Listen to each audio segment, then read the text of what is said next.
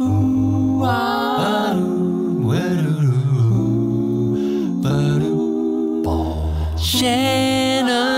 Lumber Industry Update. Hello, welcome back to Shannon's Lumber Industry Update. I'm Shannon, the so creatively named title of this show and the host of this show. It's episode 101. This week, I'm bringing another guest on. I've got Kris from Harvest Lumber. It's another one of these kind of urban sawmill local lumber yards, but from a totally different part of the country. I was excited to welcome some folks from Austin, Texas. So later, we'll be talking to them. First, I wanted to hit on a little bit of business, and I wanted to answer a couple of questions. And of course, it's a new month as this is coming out, so it's time to talk about a new featured species and release a new featured species sticker. I know, right? Stickers. People love them. I got to say thank you to everyone who has sponsored the show. Last month, I released this new idea of a featured species, and I released the cherry technical specification kind of info chart sticker. Got a lot of people sponsoring the show, sent out a lot of those suckers. Maybe I over-ordered a little bit, so I maybe have a few left over, despite the great response. I guess I was a little too enthusiastic, maybe.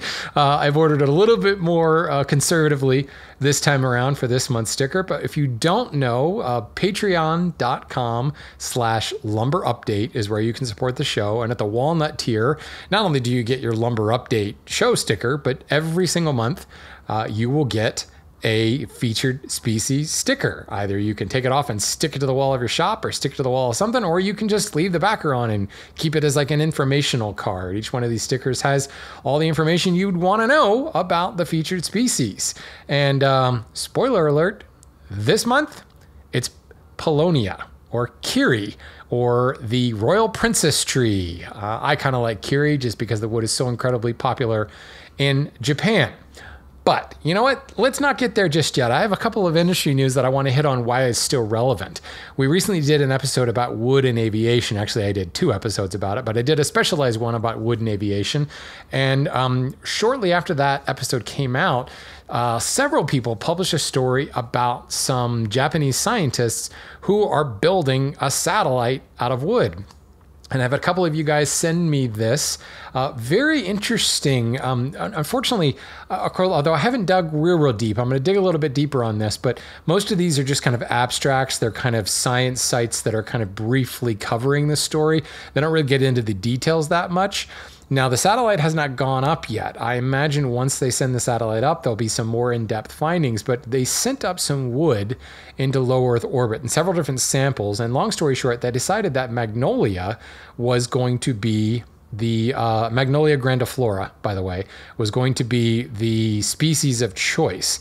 It exhibited the right properties to handle the radiation environment, the low Earth orbit gravity or microgravity that exists up there, the extreme drying temperatures, the heat and cooling cycle, all that crazy stuff that low Earth orbit, should we call it environment or lack of environment, subjects it to. And Magnolia was the winner, and they discovered that this could be a great container, if you will, to put all the sensitive electronics and stuff in. And when it burns up on re-entry, instead of it burning aluminum and other metals and leaving space junk in space and burning off greenhouse gases as it re-enters, it's just wood. It's just wood. It burns up, no problem. So kind of interesting. I'll be following this story as they do eventually build the satellite and push it into orbit to see how it goes. So thanks everybody for sending that. That is certainly a different kind of aviation, but let's just say wood is reaching new heights. Boo, bad.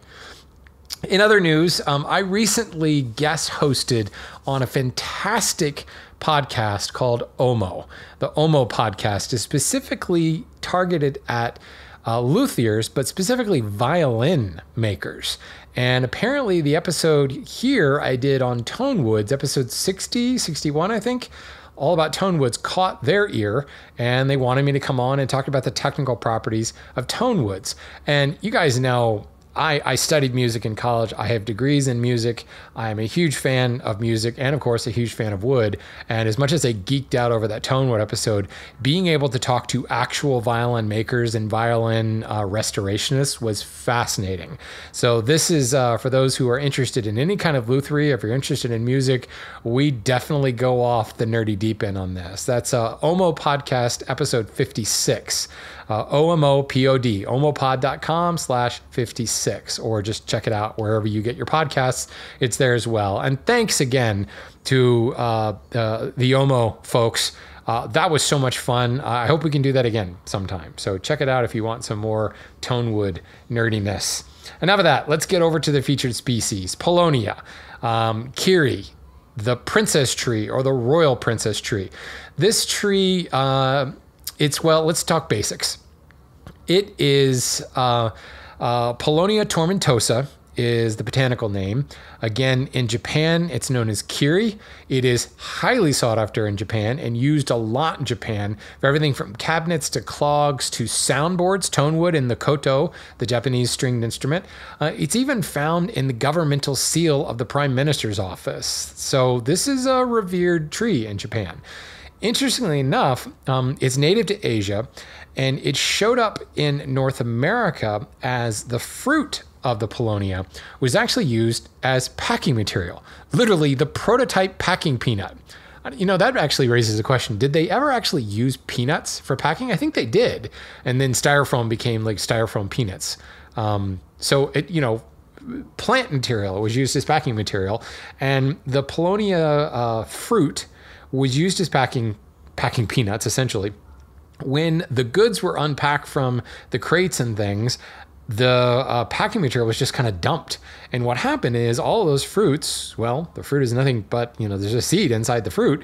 The fruits took seed. And suddenly there were these groves of Paulownia trees popping up near the ports in a lot of the North American ports. And the tree grows incredibly fast, like up to 20 feet in a year when it's younger. It certainly will start to slow down as it gets a little bit older, but this sucker grows super fast. So it started to kind of catch on, and people are like, wow, this is a pretty tree. It's kind of an ornamental tree. It has very pretty flowers, pinks and purples, and the flowers kind of turn up at the end and almost look like little lanterns on the end of it. It's a very, very pretty ornamental tree, and it started to get planted a bunch of places, but also because it grows so fast and because it essentially will regrow from existing root structure. Like, you can chop this down, and if you leave that stump alone, little shoots will start to come out. It will start regrowing again. It is now actually listed as invasive in North America. Well, let's just say some people consider it invasive. I guess there's some holdouts that say that it's not invasive, or maybe are quibbling over what the definition of invasive is, but it is everywhere now from coast to coast. And what it's really known for is its incredibly high strength to weight ratio. This actually makes balsa wood look weak. And I know a lot of you are thinking, well, balsa wood is weak, but you think about how light and low density balsa is, its strength is pretty impressive. And the Kiri, I'm just going to keep calling it Kiri because I like the sound of that, and it's easier to say than Paulownia. It's super, super strong, and I've got a lot of personal experience in using it for strength purposes, lightweight strength purposes.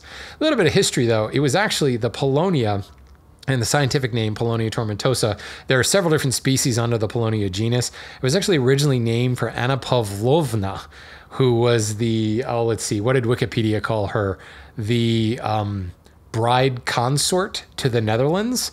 She was the daughter of Tsar the First. Came over and was the bride queen in the Netherlands.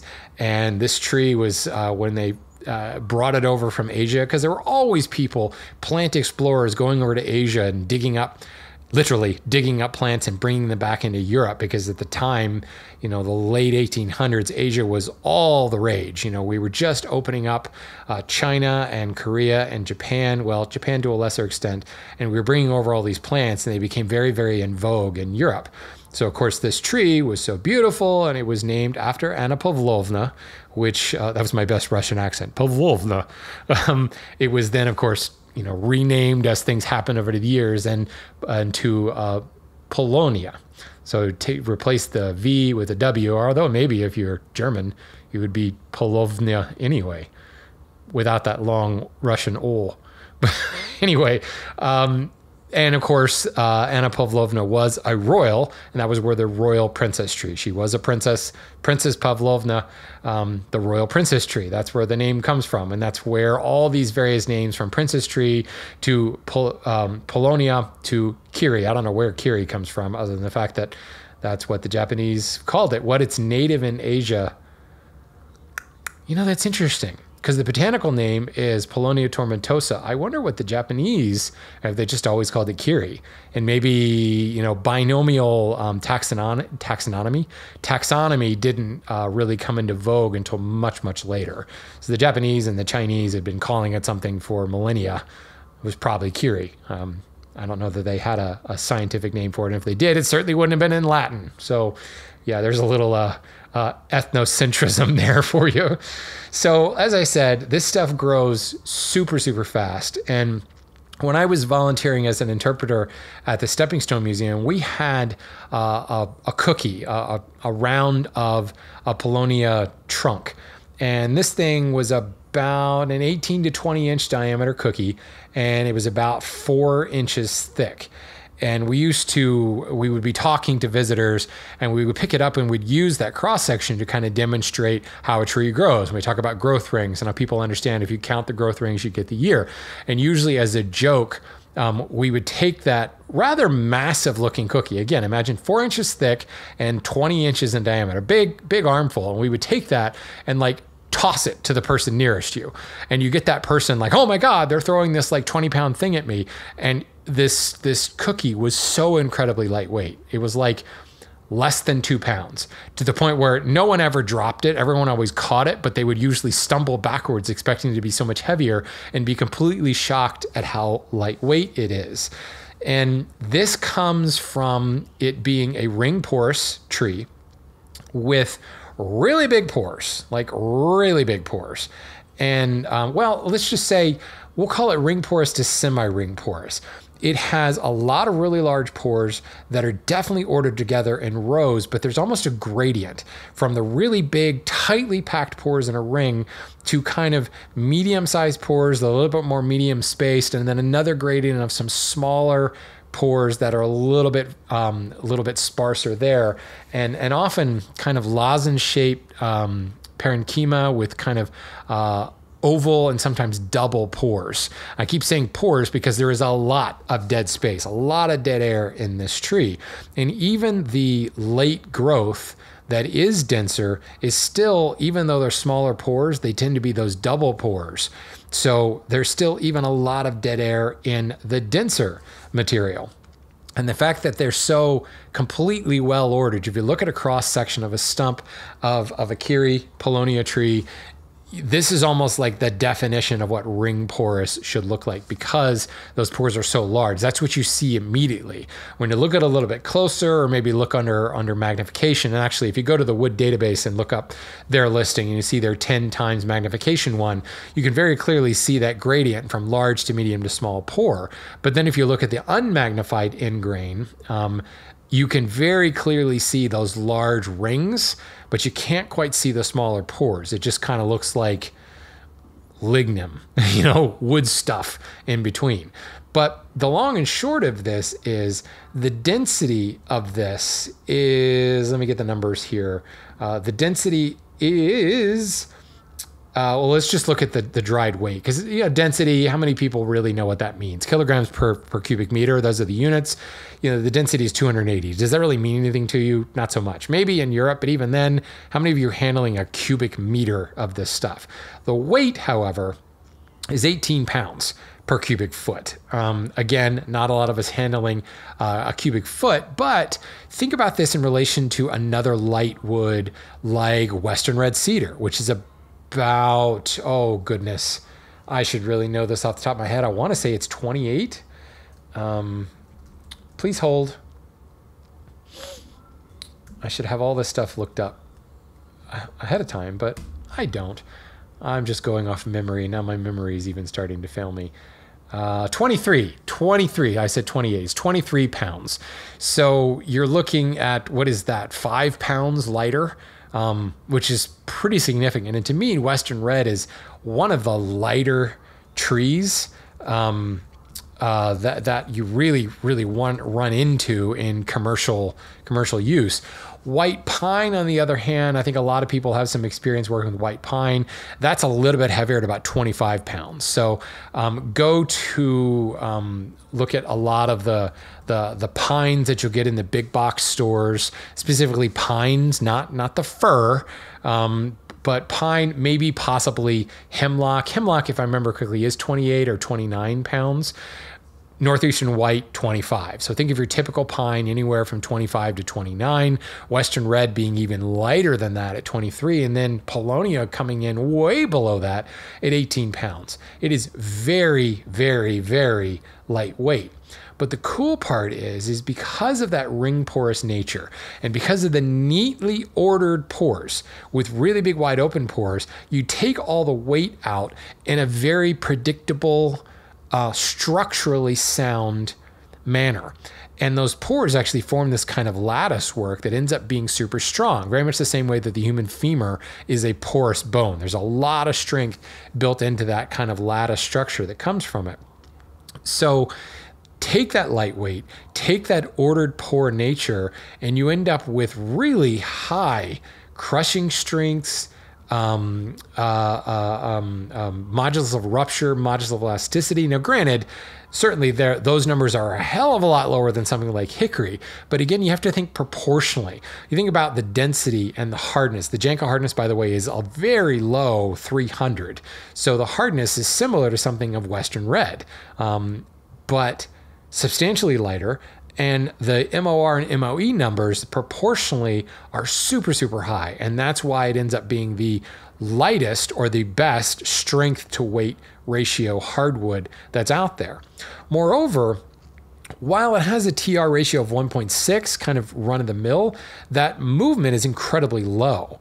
Tangentially, it's less than 4% movement. Radially, it's about 2% movement. So it's a quite stable wood. And this actually makes sense because of that low density. You've got all that dead air. So the wood fibers can soak up moisture and expand and contract and expand into that dead air without kind of warping the overall board. It ends up being very, very stable. The tree is going to be, medium-sized tree, can get up to about 60 feet tall. Not real, enormous girth to the thing, about 4 foot diameter at its largest. Most of the time you're going to find them 18 to 24 inches. And that's like within the first couple of years, you're going to see that kind of growth. It's going to grow 20 feet and bulk up to 12 to 18 inches in diameter within like the first year or two. So you can imagine this tree has ended up becoming an incredible plantation tree. And because of the demand for it in Japan, as I mentioned, it's used for cabinetry, specifically tansu, which I'll get into that a little bit later. It's used for plywood, for veneers and plywood. It's used for making clogs, which I think is kind of cool. And that density, that incredible low density, you remember the talk about soundboards, that density is perfect for the koto. Now, the hardness is quite low, but if you've ever heard a Japanese koto, it's a very distinct sound. So I talked about in the tone wintage episode about low density, high hardness gives you that ring. And that's where a lot of like the spruces and things come in as great tone woods. This is very, very low density, but also quite soft. But here again, proportionally speaking, it is quite soft, but the density is also so low that it ends up being similar proportionally to something like spruce. Now, it won't take a beating like spruce would due to the lower hardness, but I also think that's what adds quite a bit of twang to the Japanese koto. Now, the koto is a very different stringed instrument. If I remember correctly from my ethnomusicology classes, it's a much lower tension on the strings itself, which could also attribute to a lot of that twang. But from a soundboard perspective, I think that actually jives with what I understand of it, with it being softer. But here's the thing. Tansu, if you're not familiar with tansu could be generically known as Japanese cabinetry, but tansu has its heritage. And I actually did a Renaissance woodworker video episode on this years ago, probably 10 years ago. I built a couple of tansu cases and actually built a small tansu urn for a friend of mine's pets who had both passed away. And that was made out of Kiri or Paulownia. And tansu was originally meant for merchants to carry their wares. So say you were an apothecary and you had all kinds of little vials and things like that. You would put them inside this tansu chest. And I'm pretty sure that saying tansu chest is redundant.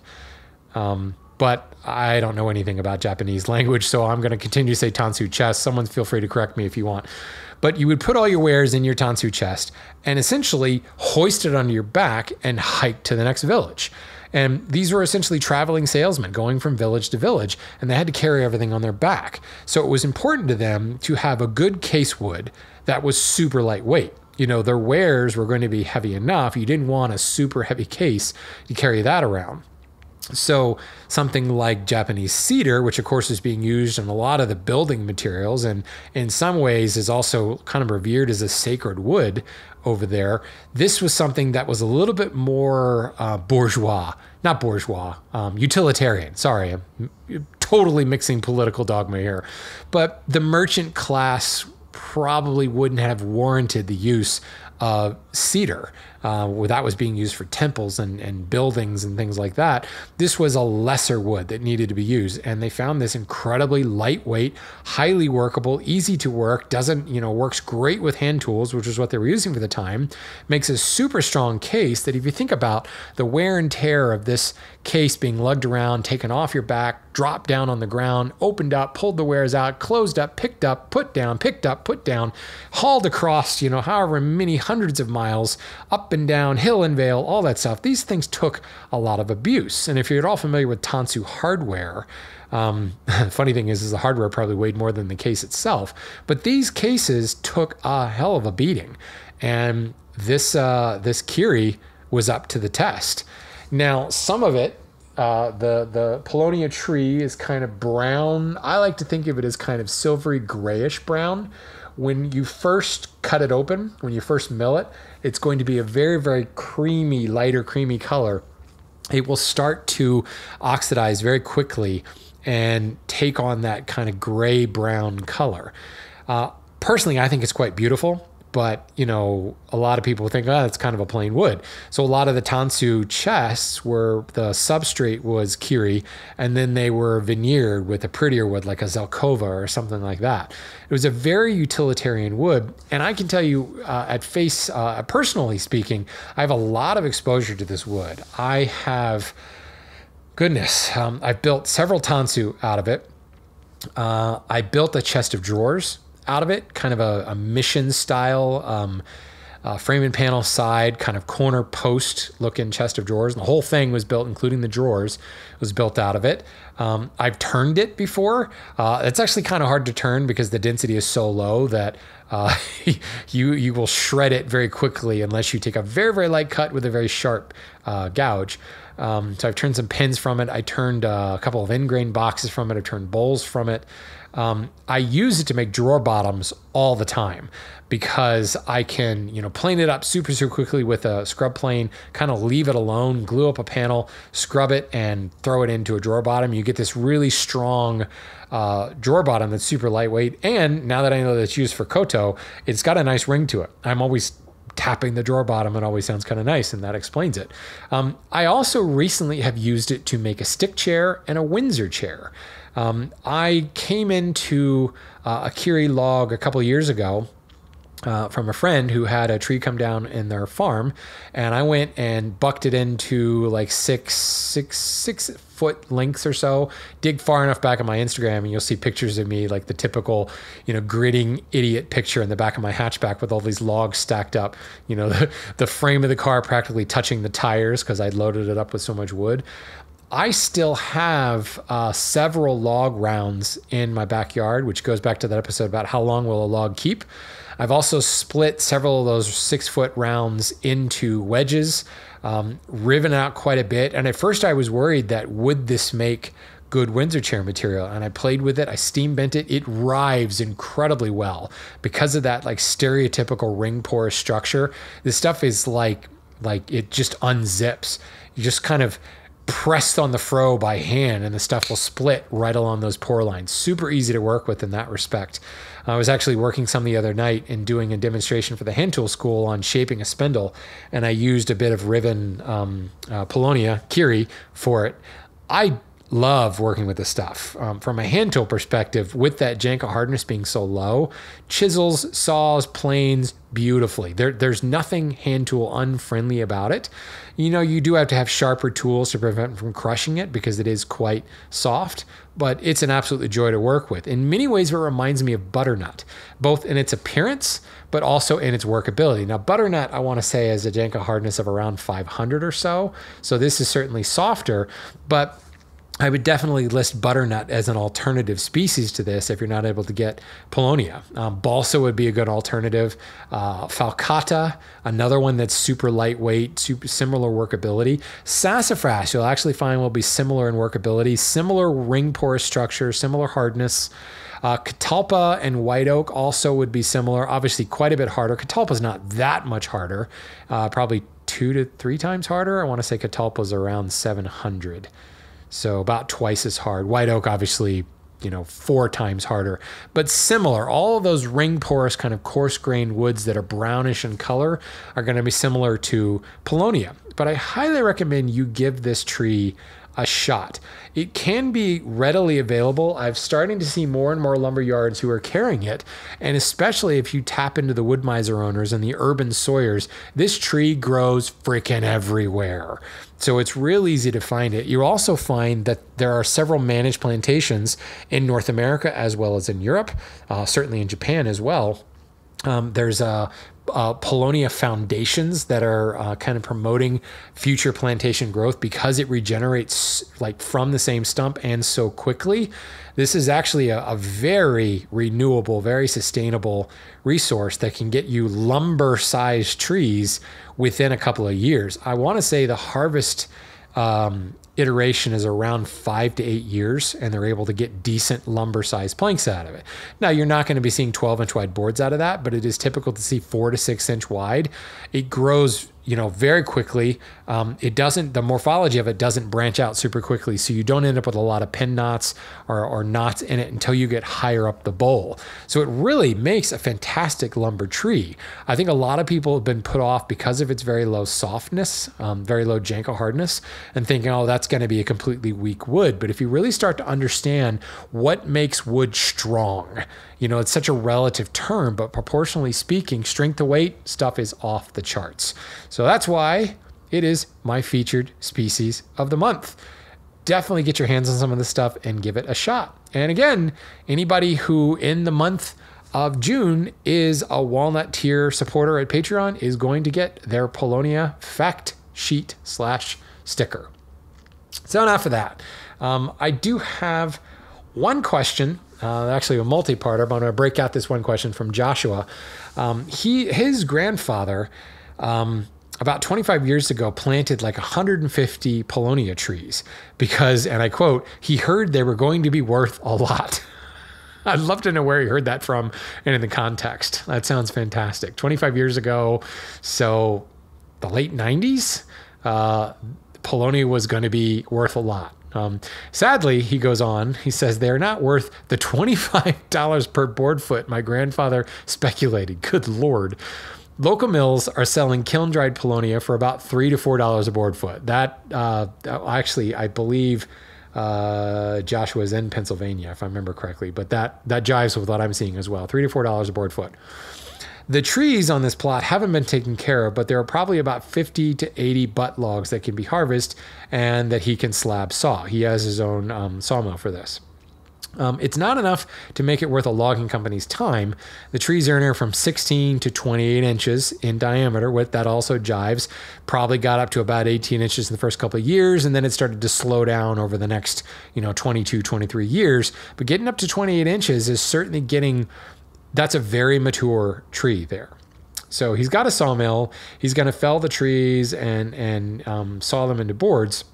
He says Paulownia air dries pretty well, from what I understand. So the question is, what thickness is most likely to be profitable to sell air dried Paulownia?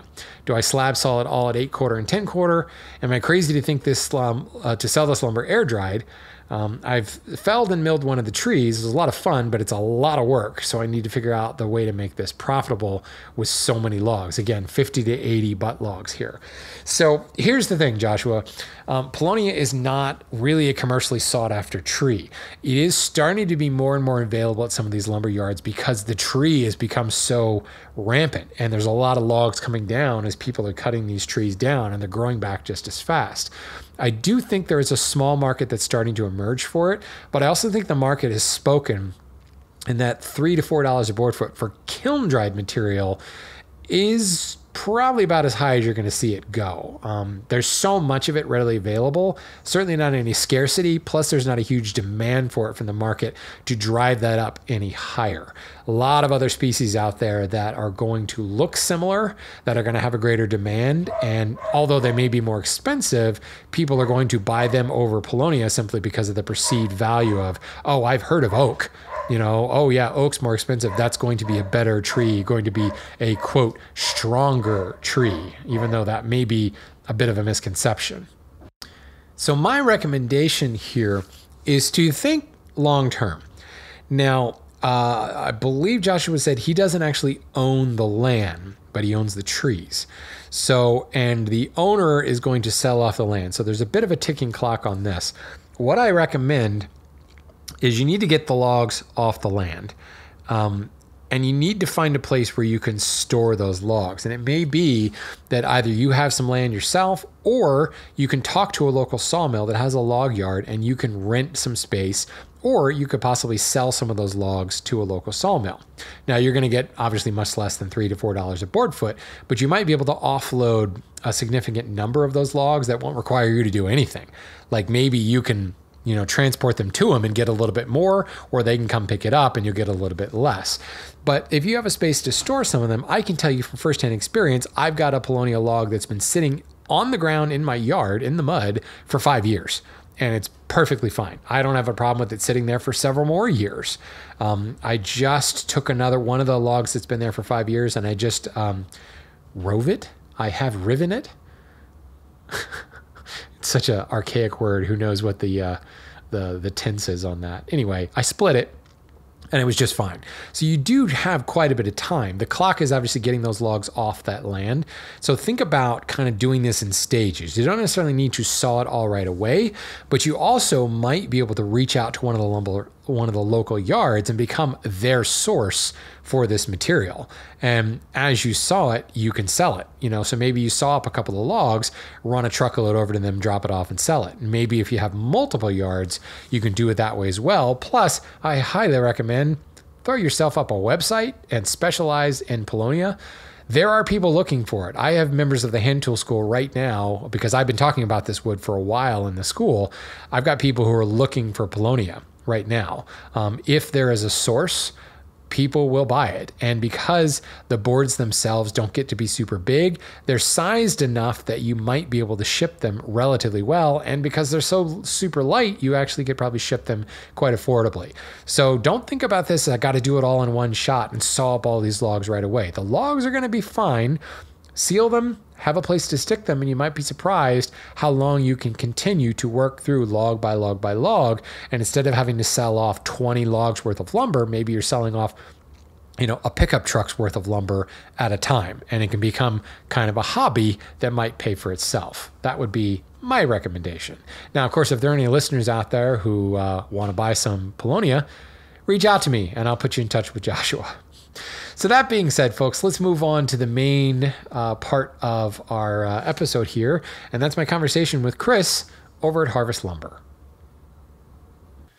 So today I'd like to welcome Kris Burns from Harvest Lumber down in Austin, Texas to the show. And I specifically wanted to bring Kris on because, well, they specialize in urban lumber, but like felled from the city, specifically I think the city of Austin.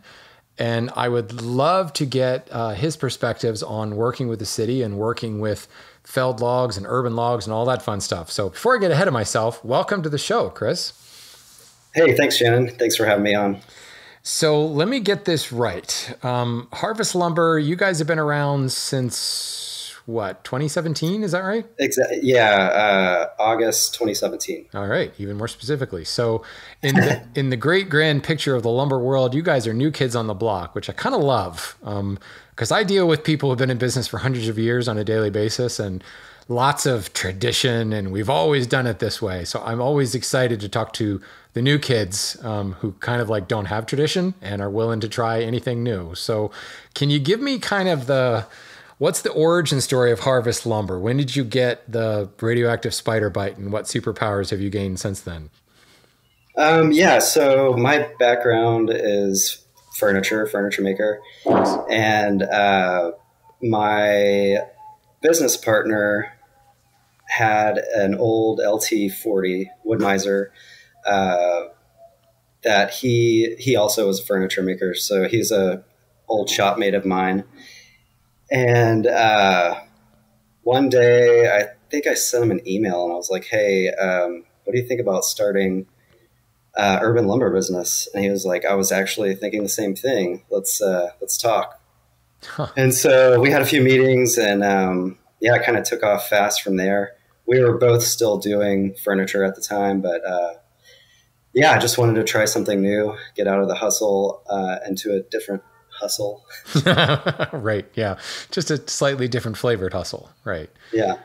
Well, that's particularly interesting. So what was the catalyst there? Like what made you just think, let's try urban logging, or urban lumber? Well, where did that come from?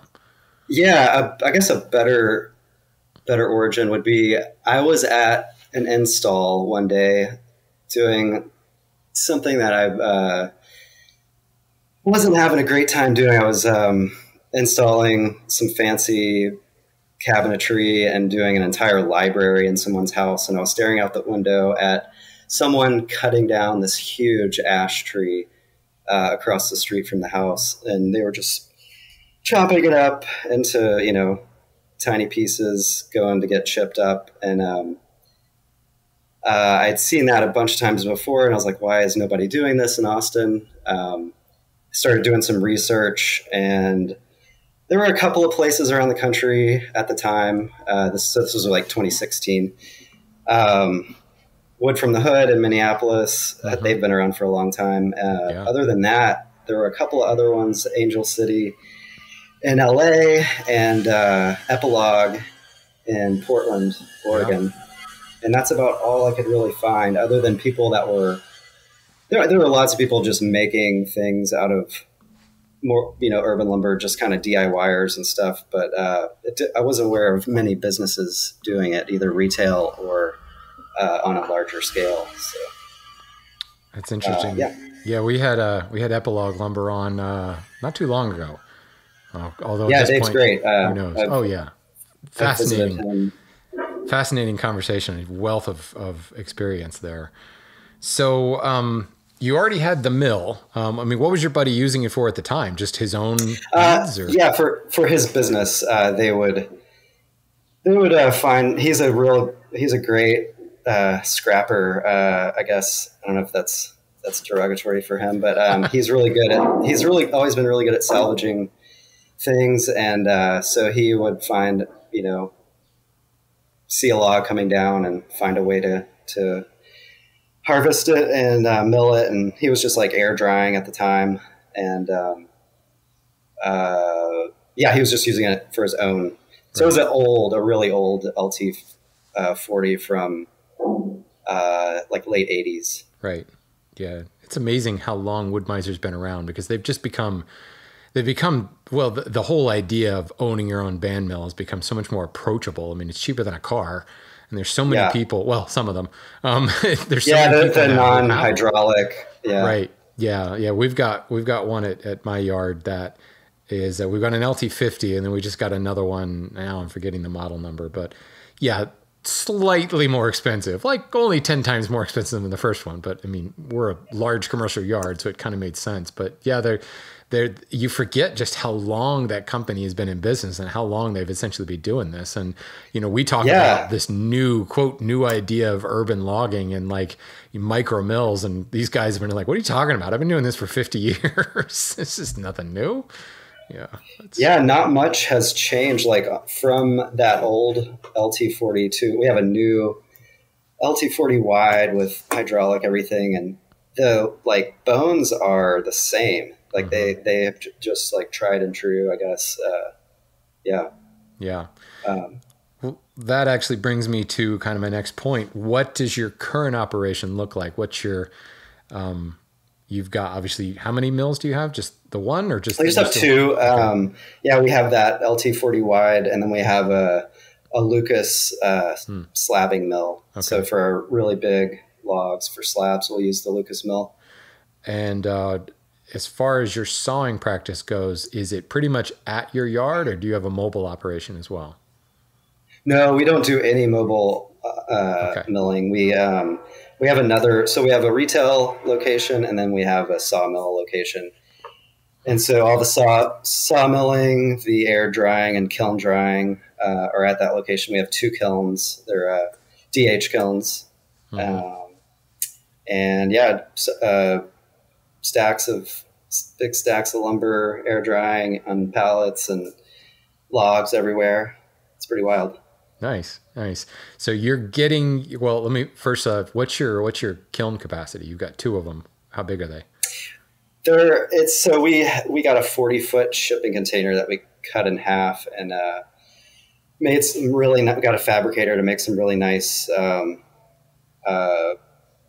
track and cart system. So there are two 20-foot containers. We can do 3,000 to 5,000 board feet in each one. Nice. And so we're air drying for a long, at least a year on 8-quarter or slabs, a little longer on the thicker slabs, and then kiln drying. So we have our cycles down to where each kiln is only running about 4 weeks, sometimes longer, but not too much longer than 6 weeks. Interesting. What kind of moisture content do you have when it goes into the kiln? You're so dry. We shoot to have it below 20 before it goes in the kiln for sure. Right. So in the teens, and nice. then we. Sorry, go ahead. So the logs themselves. I mean, you've got a log yard. Where are you sourcing the logs, and how are they getting to you? So we pick them up mostly, but sometimes arborists will bring them to us. So we work with the city. We helped create a program that it's called Wood Reclamation Program. It's City of Austin Urban Forestry Parks and Rec Division. There's a bunch of different divisions of urban forestry, but we were specifically working with Parks and Rec. Nice. And they had two young arborists that were really interested in what we wanted to do, and created this program where once a month there is a log pickup open to the public if you live in Austin. And so it's they didn't want anyone coming to the parks to pick up because of liability stuff. So they have a holding yard where it's the first Friday of every month. Anyone can come pick up a log if you have the means. They won't help you load it or anything. So you have to have equipment. Right. So, for a while we were the only ones really going to it. And we actually don't even go there that much anymore just because we're able to get stuff other places. But so, yeah, we work with the city, and then we work with tree companies and arborists, and we've developed relationships with just a couple of handfuls over the years, and they've all been really good to us. We haven't really had to reach out beyond that now, just because it's filling our capacity. what we get from them. And then, you know, we get a lot of calls from homeowners, and we usually just try to hook them up with one of the arborists or tree companies that we use. Right. Now that's a kind of a nice network. Everybody's scratching everybody else's back all the time. That seems to be the only way to work it. It's so many times when I hear it doesn't work well is you've got the person that says, yeah, I'll take logs, and they take a bunch of logs, and then they're like immediately full. And, you know, next week the arborist or the tree company is like, I got more logs, and like, I don't have any room. And then you kind of lose touch and kind of have to keep that ongoing thing. It is interesting though, that the city, like the log pickup thing. I mean, I like the fact that you kind of immediately disqualify like just the average yokel, because you got to be able to move a log. But at the same time, one wonders, like, do the logs get taken now? Like, I mean, are there enough people who have that capability? That's yeah, they even let people. That's another reason we haven't really gone that much, because there are other people going now, and if you don't get there early, it's you're just kind of waiting around. But yeah, there are people now that are bringing like a chainsaw mill, like an Alaskan, and they'll let them mill it on site, really? which is impressive. And then there's like, I know of one other guy, young guy, that's kind of starting up urban lumber. I don't know what his plans are really, but other than making stuff himself. But he's got like a log arch on a trailer situation where he's picking stuff up. And other guys will try to wrestle smaller logs onto their pickup trucks, which is into the hatchback of their Volkswagen Rabbit. Yeah. Yeah. I just kind of have to look the other direction and hope for the best. That's fascinating. I mean, I understand that the motto is keep Austin weird, but that's pretty weird. Like, I wouldn't think that there would be a lot of people. Like, I know down south of me, one of the counties south of me near DC is Montgomery County. And they have a similar type thing where I don't think it's once a month, but it's like once a quarter. But the county actually runs their own mill. So what they have is a board sale, you know, and it's open to the public, and it's super, super inexpensive. But like, I couldn't imagine if they said you have logs, like no one would show up. Like, what am I going to do with a log? I could be wrong. Maybe I'm wrong. Maybe there's more people out there than I thought. I mean, certainly, actually, last time I was in Austin, well, technically I was in the San Marcos region teaching at a woodworking school, and just spent a lot of time wandering around Austin. And from a arts and crafts perspective, I mean, like everywhere you turn, there was some maker somewhere. So I guess it kind of makes sense that Austin wouldn't have that problem. But that's really interesting to me that, like, you gotta, not only do they not always have logs, but you got to get there early. That's crazy. It's really like exciting when you think about it. Yeah. I don't know that it's that many people, but yeah, it is enough to, and it's probably a lot of the same people, right. But sure. Yeah, it is enough that there's a demand for it, and they keep the program going. So right. And that's the important part, because if it didn't, then the city would very quickly shut it down. Yeah. So do you know, because, I mean, these were city arborists that you were working with when it originally started. Do you know what kind of thought goes into like the replanting side of things? Like, are there actually active like urban canopy management going on the city side?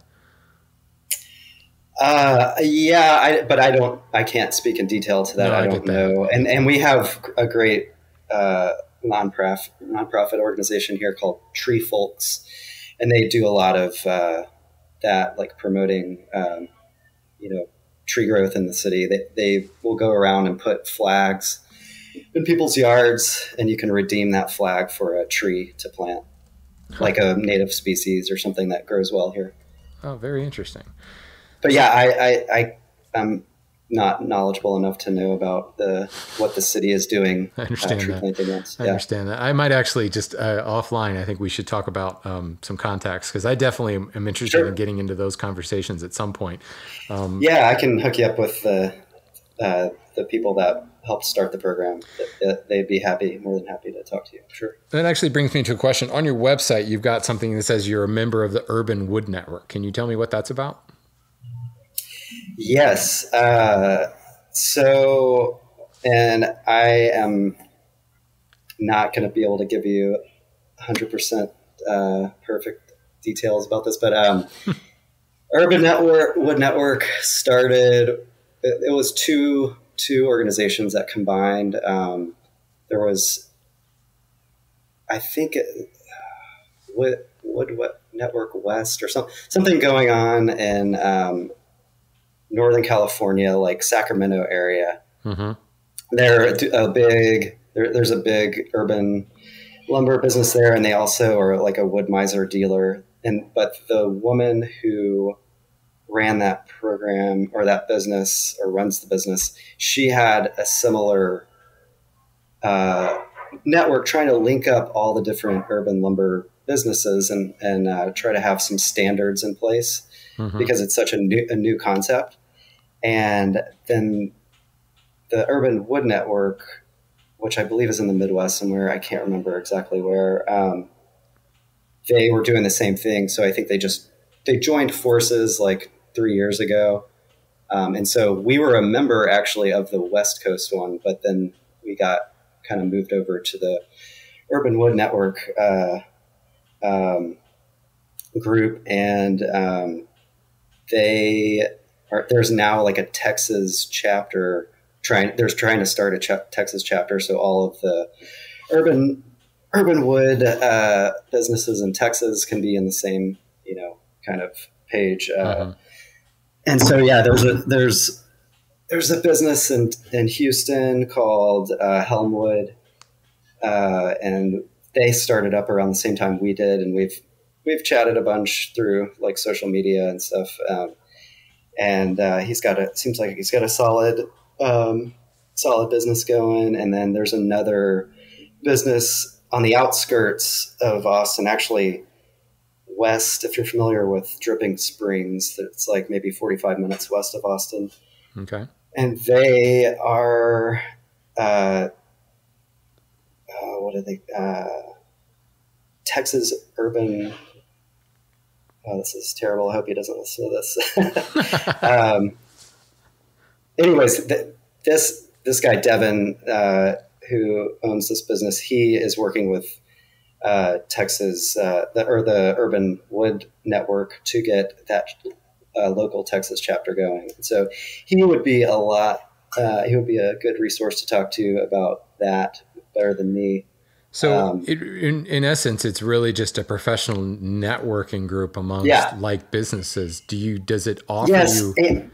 Does it offer you? They're also, sorry, I just want to say they're also working on a national standard for urban lumber, like tracking, where the wood comes from. Okay. What is urban lumber? That's what I was wondering does that provide any kind of like, not for lack of a better term, chain of custody, but provenance and things like that? Interesting. No, yeah, they were creating a chain. And I'm not sure where that process is at right now, but it's definitely in the works. Interesting. So certainly, it's grassroots in its early stages to begin with, but the more of these kind of coalitions, for lack of a better term, we can see, the more legitimacy I think it comes from, the small micro mills, and just this whole business of urban logging as a resource. Because certainly I speak from, the establishment, the man coming from the commercial sector. And so many of the buyers that I talk to day in and day out, well, for lack of a better term, they kind of turn their noses up at it because, well, that's not going to make the grade here and that's not going to work there. But at the same time, design practices and so many of the architects and interior designers I talk to are very into not only the unique nature and the grade, whatever you want to call it, rustic or, character grade, but then the story. Sure. The story is what really, it's the same thing that made reclaimed lumber, a big deal. This was on in a building here, or this was on a boat here. The fact that you can say that, the paneling in this wall was from the street on the corner of 3rd and, Pembroke or something like that, that really carries a huge story here. And the more that we can capitalize on that, the more that, frankly, you guys could outcompete the bigger industries because they can't tell that story. And we have chain of custody all day long to tell you, where it came from, especially on the tropical species and things like that, down to a stump. I can tell you all that, but there's really nothing unique about that. It's, concession grid square 21. It's really, Right. that's the best we can do. So the other thing I wonder is at what point we start to see collaboration from, like, think of it like the old library system. Like, you go to the library and it's like, I'm looking for this book, and my branch doesn't have it, but the branch over in Tuscaloosa has it, and they can transfer it over. I had a conversation with a company called Cambium Carbon out of DC that's looking to try to connect the dots between all of you guys, all the mill owners and the buyers.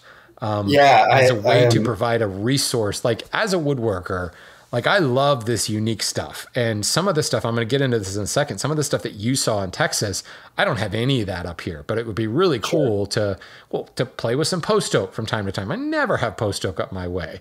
So it would be really interesting if we can turn that corner and see these entities like the Urban Wood Network provide, like, almost a marketplace for the users, whether that's interior designers, architects, or the weekend woodworker. I think that would be fascinating. I agree. And I am familiar with Cambium. They have visited us, and we've chatted about using their software that we used to use. They bought some software called Lumber Tracker that I forget what they call it now, but they kind of did some improvements, and I'm forgetting the name of it too. It's terrible. I hope they're not listening, because we talked about it on that episode. Yeah. That was like 40 episodes ago, though. I don't know. So they seem like they're all young people, and they're really doing some interesting things. So. Well, and they're focusing a lot on the government side of things, and really trying to get the cities on board, and taking, like, a lot of what you have done on your own.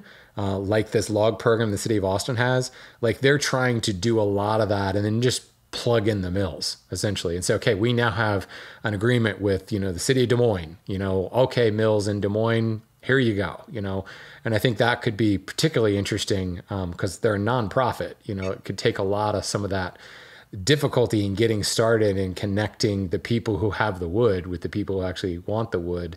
And then certainly they're handling a lot of that, like replanting and silvicultural side of things, which is kind of fascinating. But anyway, tell me about the species. Tell me about the woods that you're running into, and what do you kind of normally have on hand in your retail operation? Yeah, this is something I can talk. Right. Let's bring it back to what you can talk about.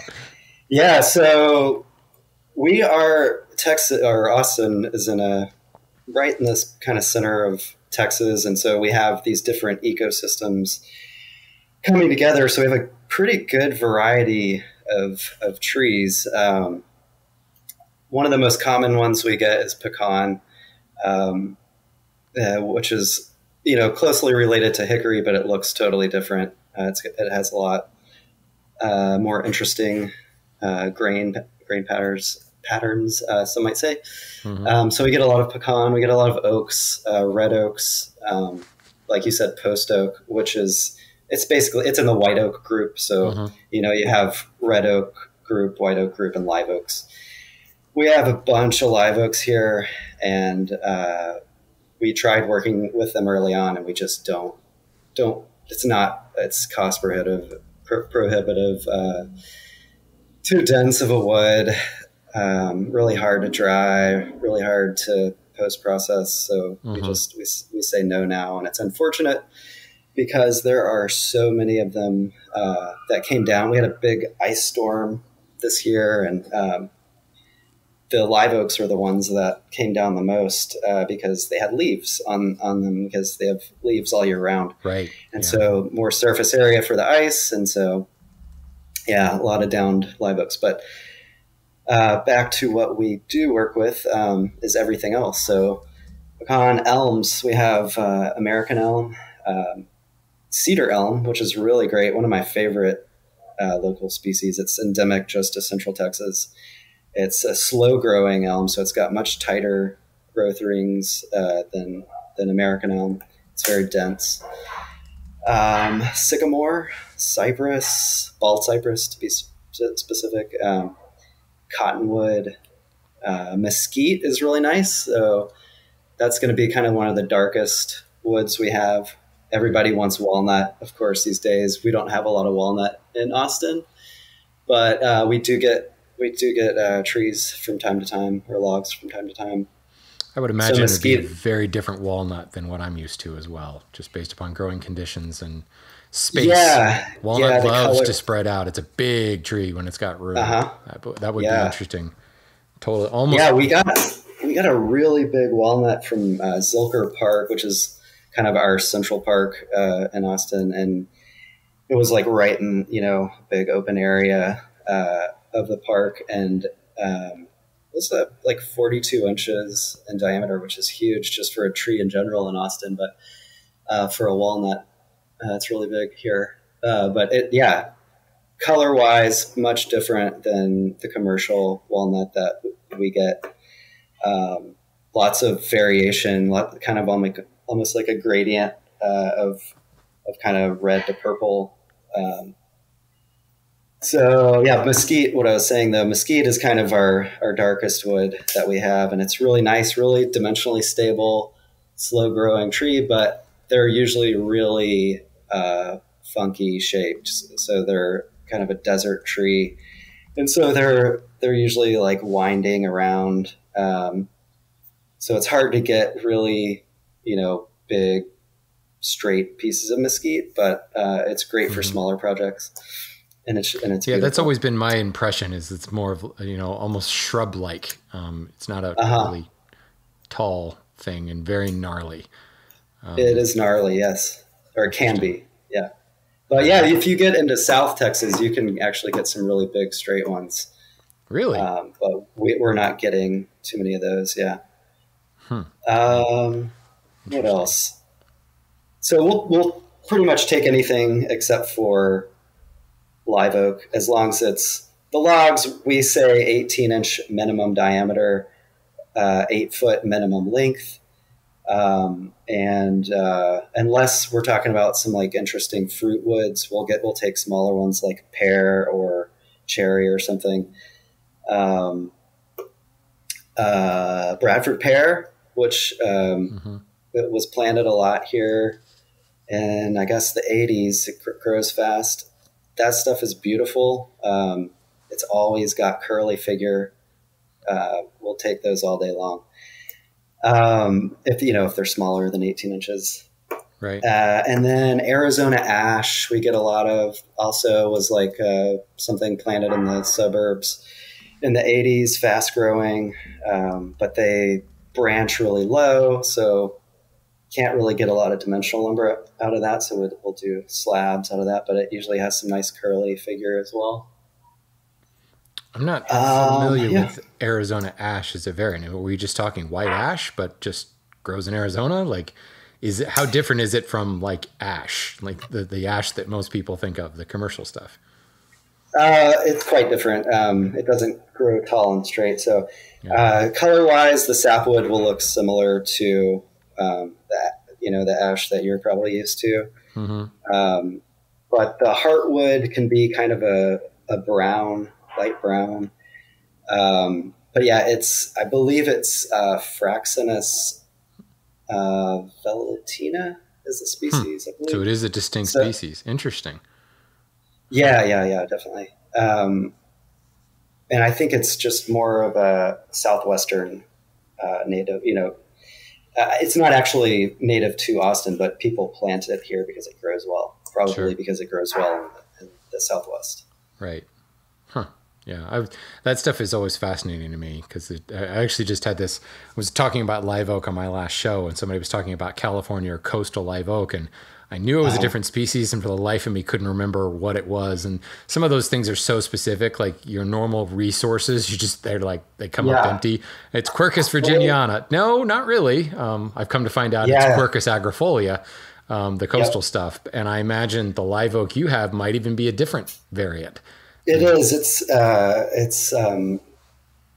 Quercus fusiformis, but we have virginiana here. That people plant because it grows faster, and they do cross-pollinate. And so oaks will cross-pollinate. So you might, I don't know, get some characteristics of both, but yeah, the Central Texas one is Quercus fusiformis. Yeah. Interesting. That stuff is fascinating to me. Cedar elm was a new one to me as well. Yeah, just built something using great. American elm, and now I'm looking at this, and very, very different than American elm in many ways. Just looking at the technical properties and some of the grain structure, very cool. It doesn't have that red, like really straight red heartwood. It has kind of a almost flamey, more purpley looking heartwood. But it's very, very dense. And that is, trying to remember the species name. It's Ulmus crassifolia. Crassifolia, yeah. Don't worry, folks. I didn't know that off the top of my head. I'm looking at the page right now. I'm good with this, but not that good. Yeah, I was just looking at the end grain. It's. I mean, the pores are dramatically different. Really cool. That's awesome. I got to check some of that out. You have some of that now? Yeah, we do. We have a little bit. I know. A few years ago, we got probably 30 trunks from a commercial property, and that was really great because we had a lot of dimensional lumber of that, and as well as slabs. So right. But yeah, that we have a few slabs right now, but not a lot. We'll have some down the line though. Okay.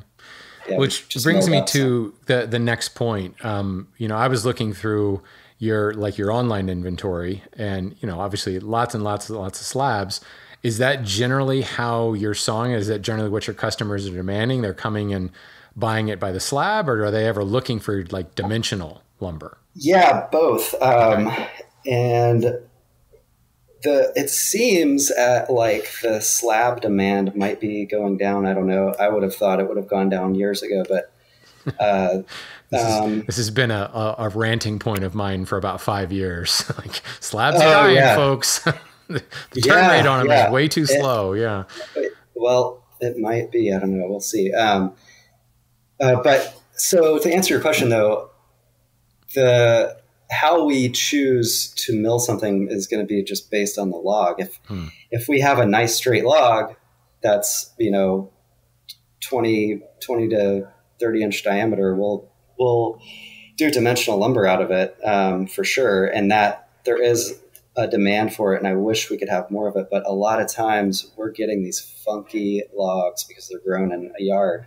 Yeah. And so kind of the best option a lot of times is slabs. But that being said, you could always, cut it up, cut the live edge off and use it as whatever you want, but it's still going to have it's not going to have straight grain basically. Yeah. It's going to be twisting or turning or whatever. But, there's definitely a demand for the dimensional. And we're trying to do more and more of it. We need to, get more straight logs basically. Well, what I wonder, I mean, certainly you see the demand and it's hard to ignore it because it's a business. You got a business to run, but at the same time, that's the stuff that I do. We live and die by NHLA grading and straight grain lumber and everything. And one wonders, do you need to go there? Certainly, if the money's there and there's not another place. Like if you were up in my neck of the woods, I mean, there's so many lumber yards up here. I would strongly urge you not to go that direction. Like embrace your weird. Come on, man, you're in Austin. Keep Austin weird, right? Embrace that unusual grain, unusual species, crazy, stuff, because no one else can provide it for you. But I know a lot of woodworkers in Texas are like, I don't got a lot of options. Like I can't go to 7 different commercial yards within an hour drive like I've got up my way. Do you offer sawing services? Like if somebody finds a slab and just board foot wise, well, that's what I need to build that table. But I don't have the capability to flatten that, or I don't have the capability to cut this down. Do you offer that kind of transformation, that kind of millwork service to your customers? We do. Yeah, we have a sawmill service. the customer has to bring the log to us. We will mill it to whatever they want. I'm sorry. What about the stuff that you already have, like your slabs in stock? If somebody comes to you and says, "I want this slab of elm, but I could you rip the live edge off for me? Could you straight line rip?" Oh yeah, sure. Okay. I mean, you figure as much, but you never want to assume. So, because that's our shop services are pretty limited. We can rip or cross cut to whatever you want. We don't offer like, we don't have a shaper or like we don't do any specialty milling. But dimensioning. Because I'm thinking we'll rip a slab into 100 1-inch strips if you want. Right on. Well, but that's the part that I wonder if that's what's keeping the slab market alive, because people started to realize I don't have to make a table. That was like the slab table thing, and I think that kind of ran its course. And even design wise, I think it's kind of on its way out. At least the design shows that I've been to recently, people aren't really looking for that anymore, but they're recognizing that I can still use this interesting wood, whether it be species or figure or whatever. But I can build an entire cabinet using this one board, and I get that great grain match and color match. But like moving it, as you got a 10-quarter, slab, that sucker's heavy, and you got to have a forklift to move it. And, that might actually be closing off people to it. But I think the more people that have access to like these big slabs, the cooler the furniture could be coming out of it. It's just a matter of not everybody's, get yourself a track saw and you got yourself a straight line rip, I suppose. But as a coming from a furniture background, I see that as a really great resource, that seeing like, if I can get 2 slabs, I know they're from the same tree. The grain is going to exactly, like you said, match. And you can do whatever say a pair of chairs or whatever, and it's all going to look, it's going to have the same color, same grain. Right. And start to capitalize on that weird. It doesn't have to grain. be a live edge table. Yeah. Yeah. I wonder, I think, it's 2 woodworkers talking. We're like, well, yeah, of course. But I don't know that that's actually that obvious. I've talked to so many people when they tell me, because I've said several times, both on this podcast and on my other one, Wood Talk, about how I feel like the slab market is dying because people are getting tired of slab tables. And then like I've heard people who've written into me and say, well, yeah, I go and they got all these slabs and I just want to build a cabinet. And then I usually respond and say, well, have you thought about buying a slab and cutting it into your cabinet parts? And they're like, oh, right. Like it's not immediately obvious. It does cost more, board footage wise, because, if you think about materials handling standpoint, we're moving around these big slabs. They're not as much is going to fit into our kiln because they're funky shapes. And then, just moving around, it takes longer to dry. Right. But we do give discounts to professional furniture makers. So there's that, nice. You could take into account if you're a professional. Yeah. I'd actually heard from a listener very recently. It said that last time he had a log sawn, by someone like you, he had a log and they came to him and did it.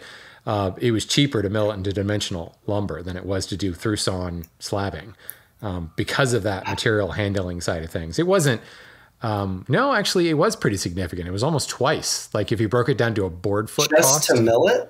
Yeah. That's interesting. Yeah. Well, I was a little taken back at first. I recognize why. Well, I'm sorry, not just to mill it, but to dry it as well. Like, oh, okay. That makes sense. To process it, just put it that way. That makes sense. But to mill it, hell, it's easier, right? It's easier. Just through sawing. That's why we call it plain sawing. But the whole deal ended up being, a lot more time consuming and a lot more expensive, and frankly, could possibly be more waste sometimes. But from a board foot perspective, he had like 2 slabs, and then he had him dimensional everything else because it was like $10 a board foot. I don't remember the species, something, cheap species like poplar or something like that. And it was like $10 a board foot to slab it. And like $2, $3 a board foot for dimensional from there on out. So it's an interesting point that people need to be aware of. And I think also like, I love the idea of I can look at that one board and see I can start to like nest all of my parts in that board. But it is a little daunting when I look at, okay, I need to buy these 3 boards, or I need to buy this one board that's $780. Right. And, I might actually spend $600 buying those other boards, but you don't look at it that way, especially at a typical lumber yard, because it's not like there's a price tag. Well, some of them have price tags on the boards, but generally like you have a price list and, it's by the board foot. And, you're doing some mental math in your head about how many board feet this is. And even if you're really good at it, you still go to the checkout, not quite sure how much that bill's going to be. And it ends up being $500. And you're like, well, okay, that still feels like I got more than I just paid $700 for that one board. That can be a little bit tough. So, if I come into your yard and say, okay, well, could you cut this into 100 1-inch wide pieces? Certainly you're going to have a cost on that. But it still is a little daunting when I say, okay, $700 and some dollars for this one board, or $800,000 for that one board. Plus whatever milling costs, it can be a little hard to spin it. But I wonder if that's the future. Like if we need to start more actively connecting those dots to let people know that, hey, this is like, quote, the better way to buy lumber, because you've got more control over quality and color and grain match. And you can use that curvy grain, like in that curvy stretcher or that leg or whatever. And this is the stuff that you can't do when you go buy FAS, let alone common. Anyway, this is the lumber marketing guy who's kind of going off on a tangent at this point right now. But, this is why I'm reaching out to folks like you, because to me it's truly exciting. I think this is the future of the lumber industry because I hope so. Well, I mean, this is where it started, right? It was small village sawmills. And you got all your lumber from the guy down the street, and you got your nails from the blacksmith across the road from him. And the internet has made the world much, much smaller, but it's also opened our eyes to ecological concerns and political concerns. And sometimes it's like, I just want to support the local guy. And this support local thing has become much bigger in just about every city you go to. I'll call out Austin. Like the thing I love about Austin is in the airport, they don't allow chain restaurants. It's only like local restaurants. There's an actual whatever covenant or regulation that the airport does not allow, like McDonald's. It's like the local barbecue place. I think that's pretty cool. That type of thing, we're seeing more and more of that happen. And the more guys like you that are out there means that we don't have to. We do have an option to buy local. And it didn't exist 10 years ago. Yeah, and I think you said something earlier that I was going to respond to, but we moved on to something else. When you were talking about... I kept talking, that's fine. You can say it. I didn't shut up. No. No. So I think when you were talking about cambium carbon, we were talking about connecting like architects and designers. And that is where I think the big change can happen is getting the demand for this urban lumber and locally sourced lumber, getting, designers and architects to start speccing it. And I think then the people will follow. Agreed. Yeah. And that's a tough thing to talk about. It's actually very close to home in my job right now, because I'm specifically building campaigns and targeting architects and designers. And it's one of those things where there can be a very well-established network and they don't really like go searching for stuff. So like just doing like Google analysis and things, there's not really large search volume for any of this stuff because nobody's really searching for it. It's all kind of word of mouth. It's all like right place, right time. Like a designer happened to see, a board of yours or maybe saw a truck or something like that. And that gets them to look a little further. Or more importantly, a homeowner gave a little bit of pushback. Like an architect said, okay, we're going to use this for a feature wall. And the homeowner's like, well, I keep hearing about this reclaim stuff. Like, could you get me something cool for that feature wall? Which forces that designer, that architect to dig a little bit deeper. And we're getting there, but there's not really a lot of outbound marketing to that particular network because it's very difficult to identify how to reach that particular customer. So we're getting there, certainly. And companies like Cambium, it sounds like entities like Urban Wood Network. You brought up Sacramento earlier, and I'm forgetting. The City of Trees. That's what they're known for. But like the Sacramento Tree Foundation, Urban Wood Rescue, entities like that are starting to push this a little bit more. And what we really need is the municipalities, the cities, to start reaching out and doing like lunch and learn type things for the designers and the architects, and letting them know, hey, there is this resource here.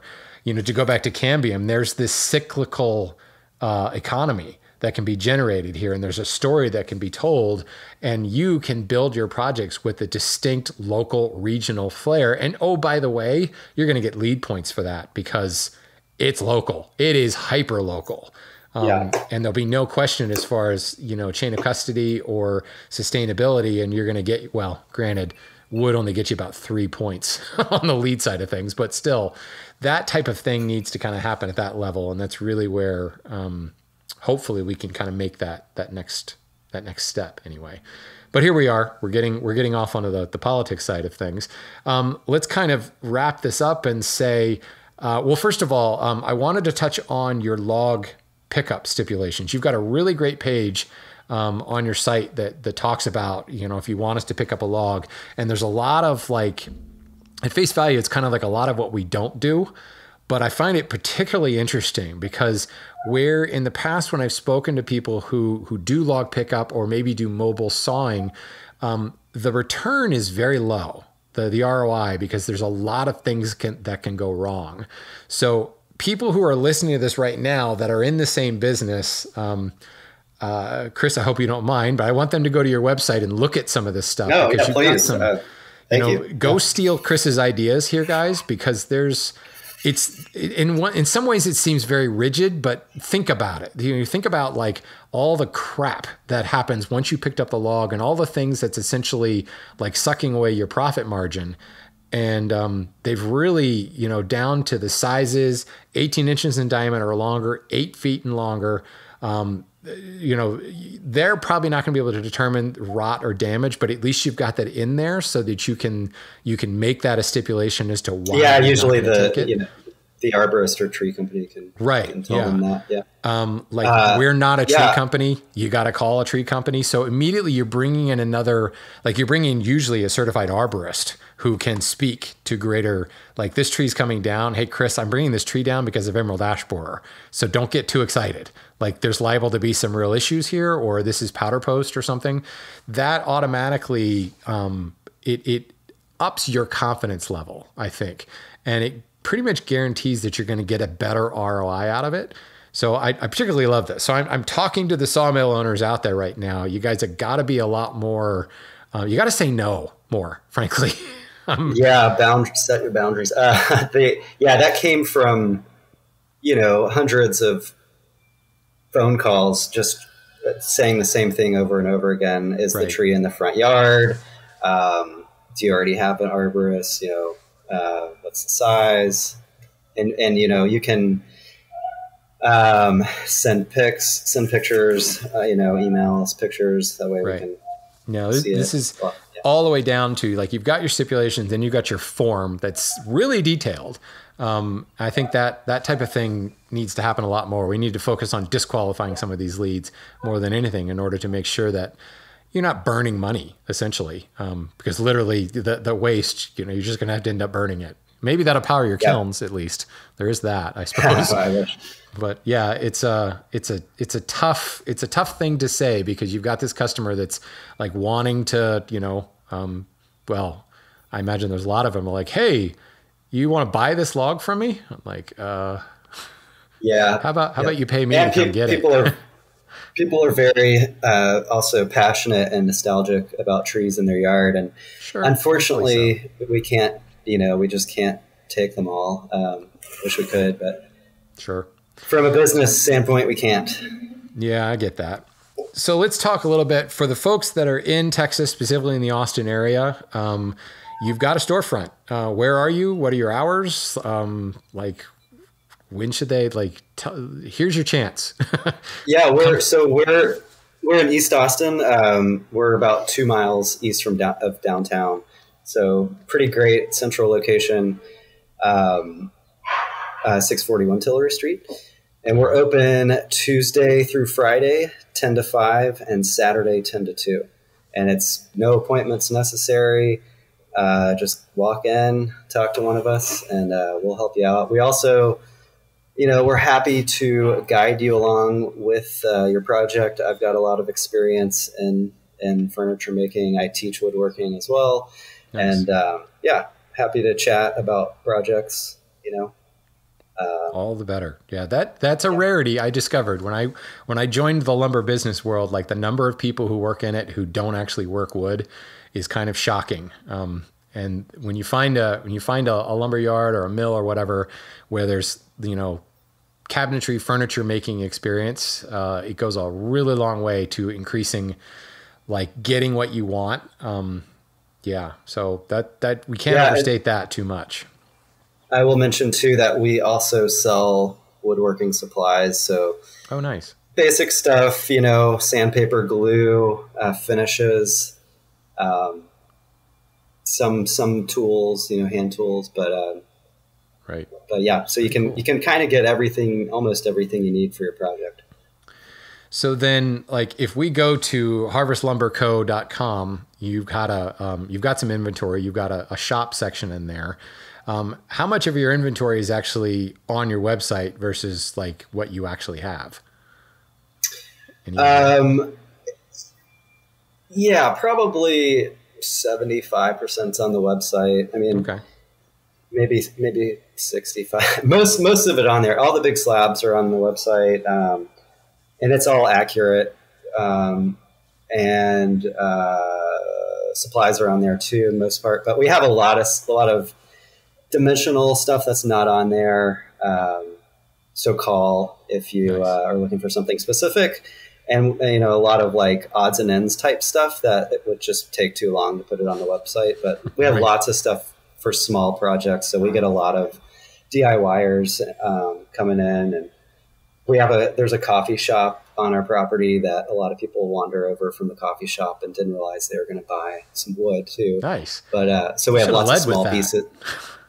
What's that? You should have led with that, No, with the coffee, and it's called Flitch, if you know what a Flitch is. Nice. The coffee shop is called, That's awesome. What a happy, very cool.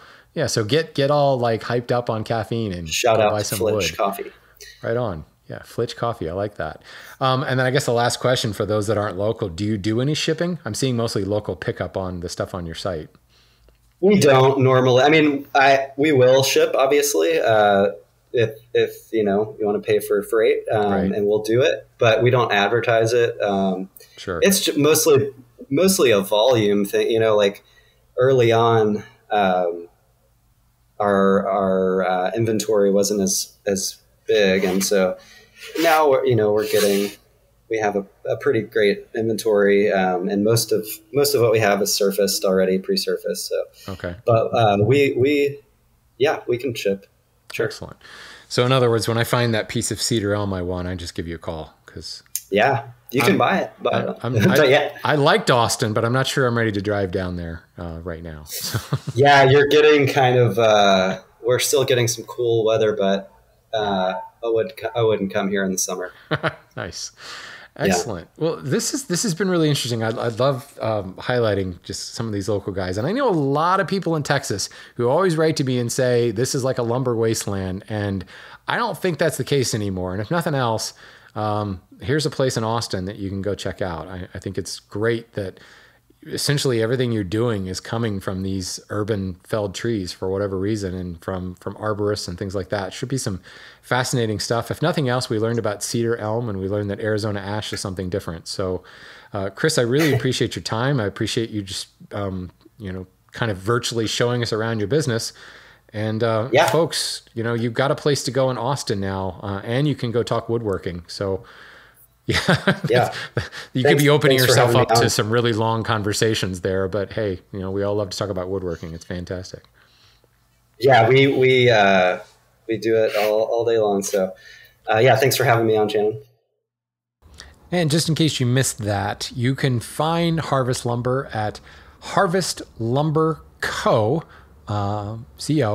on Instagram or harvestlumberco.com. That's where they've got their shop online. That's where they've got their contact form, all the information we talked about during the episode. So if you are in the Texas, Austin area specifically, I say Texas area, it's a big state. If you're in the Austin area or within driving distance, definitely go check these guys out. They have some absolutely beautiful stuff.